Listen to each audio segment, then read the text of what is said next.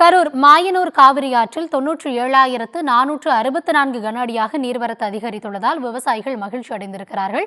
இதுகுறித்த விவரங்களோடு இணைகிறார் எம்முடைய செய்தியாளர் பிரபாகரன். பிரபாகரன், கூடுதல் விவரங்களை வழங்கலாம். வணக்கம் கௌதமி. கரூர் மாவட்டம் மாயனூர் காவிரி கதவணையில் 98 மதகுகள் கொண்ட கதவணையில் 1 TMC தண்ணீர் தேக்கி வைக்கலாம்.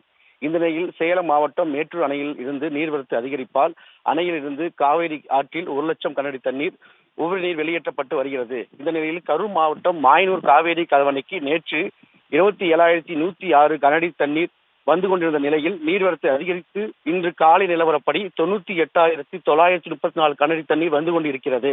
காவிரி ஆற்றில் 97,464 கனஅடி தண்ணீரும், தென்கரை வாய்க்காலில் 650 கனஅடி தண்ணீரும், கட்டளை மேட்டு வாய்க்காலில் 400 கனஅடி தண்ணீரும், புதிய கட்டளை மேட்டு வாய்க்காலில் 400 கனஅடி தண்ணீரும், கிருஷ்ணாபுரம் வாய்க்காலில் 20 அடி கண்ணீரும் பாசனத்திற்காக திறந்து விட்டப்பட்டு வருகிறது. மேலும் மாயனூர் காவிரி ஆற்றில் நீர்வரத்து அதிகரிப்பால் விவசாயிகள் மகிழ்ச்சி அடைந்துள்ளனர்.